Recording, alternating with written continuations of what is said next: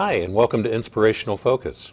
I'm Craig Klein, a deacon in the Episcopal Church, and I am joined today by a very special guest. This is Mr. Tom Carlisi. Tom is a program coordinator and certified Nonviolent Communication Trainer for Rotary Action Group for Peace. He works with all types of things involving pursuing peace and ways that we might practically live into that.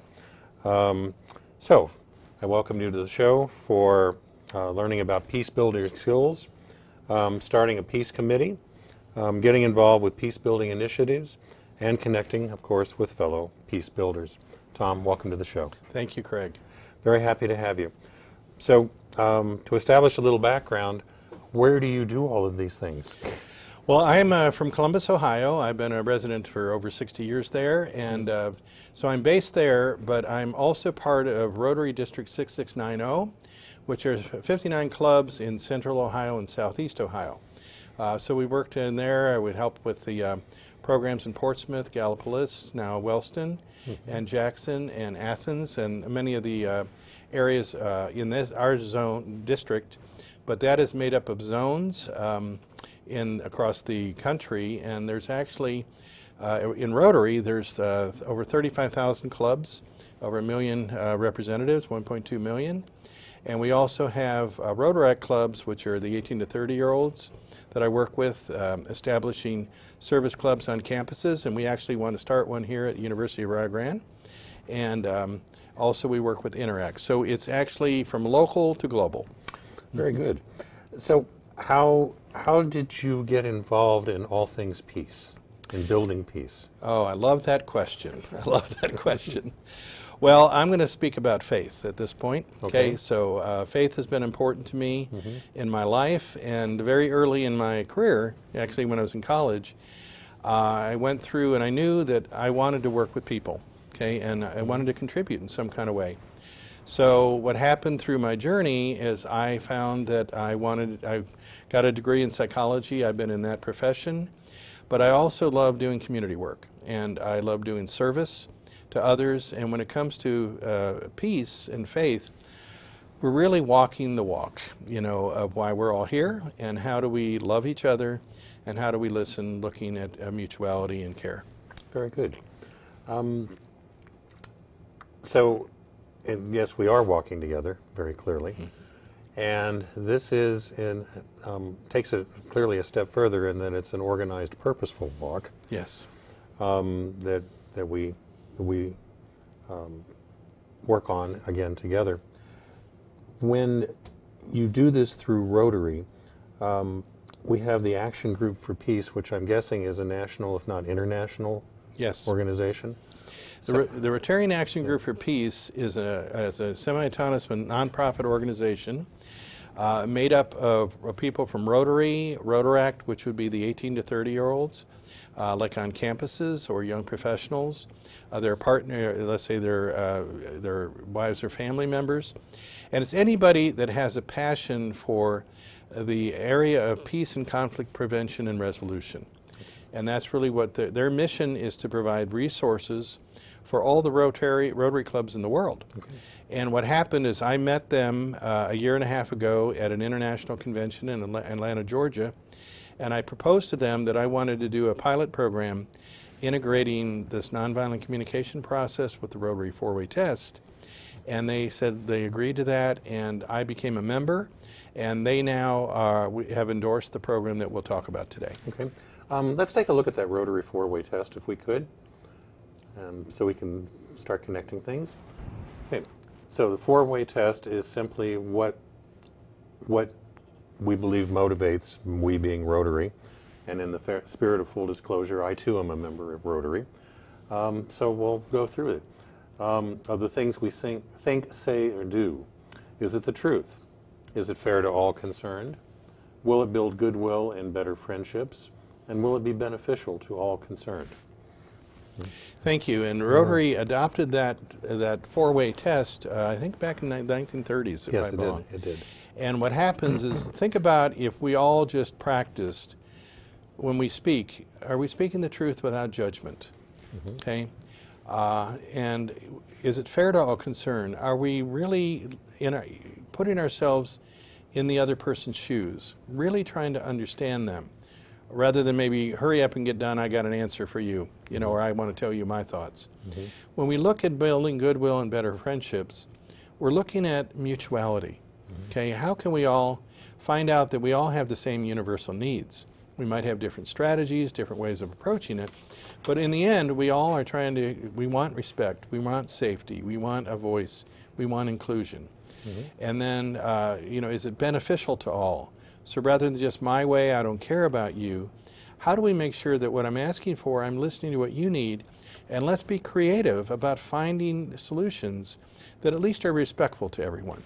And what I love is this aligns not just with Rotary, but it aligns with faith communities, it aligns with philosophies, it aligns with, I work a lot with the 12-step program and people with AA and Al-Anon or recovery. It's all really spiritual programs, but I thought this four-way test aligns beautifully with a way of looking at integrating programs in the world. Okay. I like that very much, and it certainly speaks to faith communities that I have known or been associated with in my time. Mm-hmm. When I was an undergraduate, we'll just say in the last millennium, mm-hmm. It was common to see in dormitories, if not in people's rooms and out in the common areas, a poster that was very popular. And the poster said, if you want peace, work for justice. Mm. Does that resonate with you? It does. It resonates so deeply. Because when we're talking about justice, let's say we use this four-way test, and we're looking at how can people have responsibility and yet still have safety. And when we do have justice, is it punitive justice or is it restorative justice? Mm. Are we looking at, okay, I want to learn from my mistakes in life, but I want to have it done in a responsible way and a compassionate way. And there are some programs that are very exciting programs, actually, with some of the justices that are working like municipal courts that are saying, instead of going to prison, let's get you on a recovery path. And you need to stay straight and sober, and you need to be honest, you know, and you need to be involved. And that is where we're restoring a life in a community. And it's not just a matter of saying, hey, I'm sorry, will you let me go? There is like responsibility of, okay, there is consequences if I've done something, like if I need to make amends to my family in some kind of way. I need to be able to listen to them about the pain that they're feeling. And can I do that, be prepared to do that? And then can we look at healing? And that's what restorative justice to me means. I think that was put very well. I like the notion too that critical listening is a skill that can be learned. Mm-hmm. And applied in these kinds of situations, in this type of dialogue. Let's take a look at the first of a number of slides that we brought along for the program today. Okay, Peace Builders in Action program. Okay, so we just saw the Rotary four-way test, and you are offering this yes, as something coming up now? Yes, it's an online program that I developed. And it's helping to integrate, again, as I mentioned, this nonviolent communication process with the Rotary four-way test. And what happened is I went to, again, the Rotarian Action Group for Peace and said, I want to do a pilot. And we did that last year. There were about 20 people from the District 6690, which would be Central Ohio and Southeastern Ohio, and including my home club, Columbus Rotary, in Columbus, Ohio. But we also had the Action Group for Peace Education Committee on, a lot of the members, and so Canada, United Kingdom, Africa, India, people there were all talking to each other in real time, you know, bringing a global community together, talking about how do we create peace and how do we develop our skills so that we can be peacemakers going forward. I'm just thinking of another skill that comes with that, finding just the right hour to hold these conversations where people are still within their normal level of activity, their normal day parts. I love that question. We just had our own, we're actually holding them every other Tuesday at 12 noon to 1 p.m. in Ohio, or Eastern Standard Time, because that's 9 o'clock on the West Coast. It's 5 o'clock in Europe or Africa. It's 10 o'clock at night in India. Oh. You know, Costa Rica is involved. You know. Now, there's actually a group in Mongolia that wants to get involved in this, and that's a whole other thing because that's a 13-hour difference. So that'll be another time set. But we're piloting this. It's very exciting, and we're really happy. I'm deeply grateful for the support that my home club, Columbus Rotary, has done, and Callaway Robertson's our president this year, has been greatly supportive. We started a Peace Builders Committee. Nancy Truck's the chair, and we have like a good solid 12 of us that are very, very active, and there's 20-some on the committee. But in District 6690, District Governor Craig Maxey has supported this, and for the first year, our district, again, about 1/4 of the state of Ohio, is a Peace Builder District. Really? Okay, we have that distinction as a Peace Builder District around the world. And where we're sitting right now actually would be part of that district. That's correct, yes. Very good. Let's take a look at another slide. Here we go. Okay. Areas of focus. Let's just take them by the numbers. Okay, so the first one, obviously, you know, promoting peace. How does one promote peace? Well, again, what we want to see as Rotary, really not just Rotarians, but all of us, we're all peace builders. And you may say, well, I'm not a certified trainer. Yeah, that's fine. But how am I peaceful with just how I talk with myself every day? And I don't know how you are, but I'm more critical about myself than anybody else can be. Okay. And how do I learn how to be more compassionate? And if I'm frustrated with something I'm doing, how do I get down to what is the unmet need? Like if I was longing for, I woke up, I got some things done here, I traveled 2 hours to get here to Wellston today, and it was ice and snow in Columbus, Ohio. Okay, and I said, oh, I should have gotten up earlier, I should have planned better, you know, and I started judging myself. And then I was grateful I had these tools, and I said, okay, slow down. What is it that I'm longing for? Well, I want ease, and I want safety, and I want to be respectful about the time, you know, that Craig is making for me and others. And I'm feeling just a little anxious and frustrated. Now, what I just shared, there's no judgment in that. No. Instead of me being judgmental about myself or they should have done this, when we get into blaming self and others, that's when we're going to get into conflict. Okay? Well, what you're describing to me reminds me of a line in a song that used to be probably more well known than it is now. And the line goes, "Let there be peace on earth and let it begin with me." And I just realized that that includes the intrapersonal kind of peace. Yes, and I'm grateful that I got introduced to a man named Marshall Rosenberg, who started this nonviolent communication process 40-some years ago. And he was influenced by the works of Mahatma Gandhi and Dr. Martin Luther King Jr.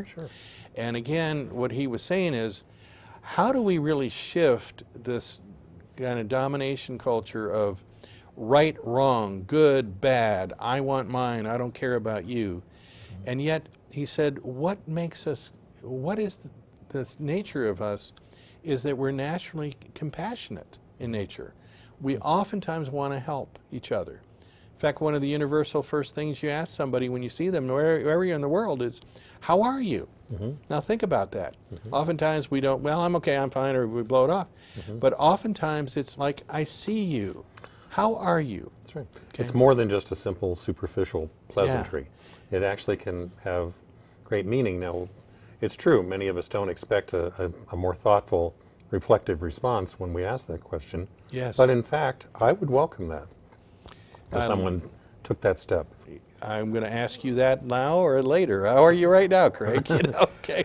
And that we can connect, but also, how do we share gratitudes? Where if I'm grateful for something, I let you know that, and I get to express myself, I get to connect. And how often do we receive gratitude? And how many times in my counseling world or coaching, I see people, well, I can help others, but I don't deserve it, you know, and they pull back. Can we just learn how that it's a natural place to connect? And it's just over our culture, our learning, that we've learned strategies to protect ourselves or isolate ourselves. And I can do that all the way working from young kids in Boys and Girls Club, all the way to adults in opiate and addiction recovery, or faith communities, or the whole world. this applies. Okay. I'd like to remind everyone that you are watching Inspirational Focus. I am Craig Klein, your host for today's show, and my guest is Mr. Tom Carlisi. He's a program coordinator working with Rotarian Action Group for Peace, and has come here from Columbus, Ohio today to be with us. He is also a certified nonviolent communication trainer, and he is Rotary District 6690 Peace Committee member, and he is a committee chair also, and works extensively with Rotaract, a Rotary-affiliated organization for 18 to 30 years. Yes. People 18 to 30 years of age. So again, thank you for being with us. Can we go back to that slide, please? Okay. It looks to me like items 2 through 6 are actual ways that a person could promote peace. Yes. External of themselves, whether it's fighting disease. Let's take just a moment to hit on Polio Plus.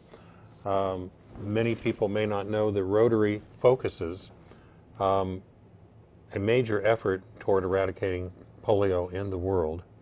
And we're down to, I don't have the data in my mind, but we're down to a very small number of cases that are still existing. Yes. So this project is the one that probably Rotary International is most known for around the world. And again, before I was born, but in the years, actually when I was born, polio was one of the most devastating diseases on the planet, with thousands dying every week, actually in a month. And what happened is when the vaccine came out, it was so effective that Rotary International became one of the world leaders working to say the vision that we're going to eradicate this disease from the planet. And they are down to, I don't have the exact number, but it's like a handful. Okay, and the last part will be very challenged to get done, but to see everyone in the world coming together to imagine there's only one other disease in our human history, smallpox, I think it was, yes, that was eradicated, and this one could be the second one.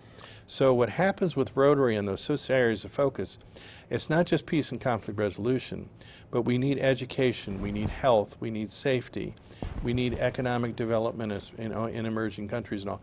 That is all part of positive peace, okay? And we're all peace builders no matter what we're working on, okay? That's well said. I appreciate that very much. Reminds me a little bit of Maslow's hierarchy, the triangle, and we all desire things, whether it's simply safety and peace, all the way up to the higher ethics and things that involve being a part of the lives of others and working in community. I love it. And speaking of that, Craig, when I work with faith communities, okay, and they have mission and youth groups even, that so many times the mission of faith communities is a call to action, you know, and here we have a way to integrate programming. For instance, I'm getting ready to do a program in Central Ohio to pilot. It's going to be called Peace and Social Justice, and we're going to bring in youth groups of faith communities together, and actually interfaith communities together, and looking at what is justice and injustice, how does that fit within your faith communities, learnings and all, and what can we do in social action that's positive and doable and makes a difference. And what happens is there's a program, a way of teaching called service learning that says we learn and we do real life projects in the community with partners, and then we integrate it through our own journaling. And by we're journaling through experience, it stays in our hearts. And it's shown that it integrates 90% of what we learn. And that is something that we want to model, not only adults, but youth voice. And there's ways that Rotary and faith communities, community organizations, campus programs like Rotaract, we can all get together and be peace builders in actions in the community. I love that. It's all about building community. Yes. Working from the deepest parts of oneself, then to working through the communities that already exist, and then finding a way to lace or weave those groups together as a much larger tapestry, I suppose, is formed. And it's a process. Let's take a look at the next slide. Okay. Okay, Why don't you talk us through this one? Great. Okay, so what we're doing is we're helping on this online program. There's 4 objectives. One is, how can I enhance my own peace building skills? How do I say things without judging? How do I listen more deeply? How can I look at resolving conflicts mutually? How can I stay as a centered peace builder even if somebody else is upset and triggered, let's say? How can I help start a peace committee in my Rotary Club or in a Rotaract Club? How can we actually partner with local organizations to get involved so we're actually in action? And then how can we connect with peace builders around our district, in our communities, but actually even around the world? Like yesterday, the online program had people from Central, Southeast, Eastern Ohio, but we also had India, Africa, Canada, Costa Rica represented. And we're all again talking on About these very as things. if we're in our own living rooms. It was just absolutely amazing. Okay. Next one, please. So here's some What do we see? examples Here we go. of some actual programs that once people got trained, I'm doing a local training there at a place called Rehabbing Center on the south side of Columbus. And there's about 12 agencies and Columbus Rotarians getting trained here. And if we go to the next slide, you'll see that we actually have Rotarians working with me, husband-wife team there, working with the Boys and Girls Club. And these young people are learning skills like we're talking about, and we even used a program 2 colleagues of mine in California created called the No Fault Game, where they're learning, okay, what are my feelings and needs, and how do I say things without being judgmental? And they have examples that will come out right off the bat. Okay. So even people in these age groups, like what we're seeing now, are actually being exposed to the language and the practice of peace. I'd like to just share a story real quick. Like these 2 young people there. I got to pilot this at 6:30 at night, and they're wound up. And I haven't worked with 9 to 12-year-olds for a while. And I said, you're a special group, 20 people as a leadership group. I said, what bothers you around here? Well, we bully each other, we do stuff, we try and talk our way out of it, et cetera. I said, okay, your club, we want to see if you want to create a compassionate club. And literally in 10 minutes of showing them how this game works in nonviolence, I said, okay, let's come back. And if you show that slide we were just on, I said, let's come up with some agreements. And they, on the spot, said, we need to be more respectful to our staff and to each other. And if we do something, quit trying to talk ourselves out of it. Just fess up. And somebody said, and we need to be kind to each other. And they made this poster, and that's their 6 agreements that they agreed to do. Okay. So they called this the no fault zone? Yes. Okay, very good. Yep. And so what happened is it was an 8-week program that could be applied to any after-school program, let's say, even in the schools. Also, we have a school-based, but for service learning. And then afterwards, the young people actually go, and a special event, they teach others in their community, and that's what the next slide will show. Okay. So here they are now in their gymnasium, converted, and they actually created a poster board. They're actually teaching adults. We have Rotarians there, and they went into group discussions, and these are all led by 9 to 12-year-olds. And I got to share with you the one gal at 12. I said, Mr. Tom, if everybody would do this 8-week course we did, we'd have a more peaceful world. And I said, can I quote you? I said, how old are you? And she said, 10. I said, that gives me hope and inspiration. Yeah, it's wonderful to see people gain an insight, Yes. regardless of their age. Amen. And I looked at, I was watching this, and as we've been going through these slides, first we have the concepts on the concept, it's just simply typed words. And then we start moving to the human face of all these things. And with each successive slide, there are more people. Yep. And so I'm watching this as a visual metaphor. Yes. I'm watching this get bigger and bigger, and the people who were just trained are now turning around and putting into practice that which they just learned. So this has, as they say, good growth potential. I love it. And if we segue to the next slide, we actually showed how a Rotary Club can be a hub for the community, bringing everyone together. And you talk about growth potential. If you go to the next slide, we brought 100 people together on a program called Building Peace and Civility. And it was hosted by a faith community in Columbus, Ohio, First Community Church. and they had a wonderful space and great partner. And we brought faith communities and the interfaith organizations together, and social justice groups and Rotarians.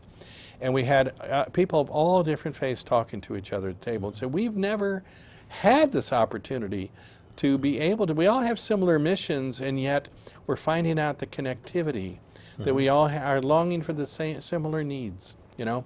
And that sprung out from us to do the next slide, we did a community assessment survey, bringing together the business also, and the justice systems, the police, schools, faith communities, and this could be replicated here in your local community or in any community.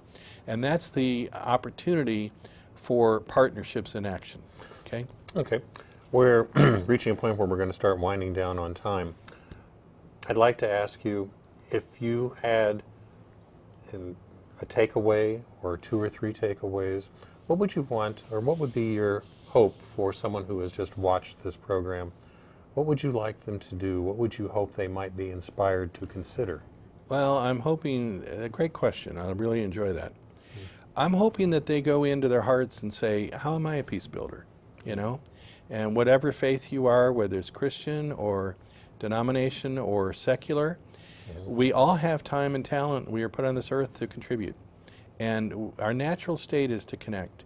So just if we just say, how can I do that with myself, maybe my family, my colleagues, and then maybe how can I get involved in either maybe a Rotary Club or my faith community or my community group, like a YMCA or whatever, and then see how we can collectively come together. Whenever 2 or more are gathered together in His name, miracles happen. That's what I'd like to see happen. Very good. Like that very much. So today, as a quick recap, we've talked about acquiring peace builder skills, starting a peace committee, getting involved in peace building initiatives and activities, and connecting with fellow peace builders wherever on this planet they may be. So we'll have to get the International Space Station in on this at some point. I would love that. And I have a request. If you know somebody that has a passion for service, I would invite, whether it's an adult into a Rotary Club or a college student or young professional, high school student, a young, even as early as middle school, or your faith communities. Love you to just refer somebody and let them know about this opportunity to serve. Great. Okay? All the best. Done. So thank you very much, Mr. Tom Carlisi, Rotarian Action Group for Peace member, certified Nonviolent Communication Trainer. Thank you very kindly for being here today and sharing your thoughts about peace. Thanks, and shout out to my home club, Columbus Rotary. All the best. Take care.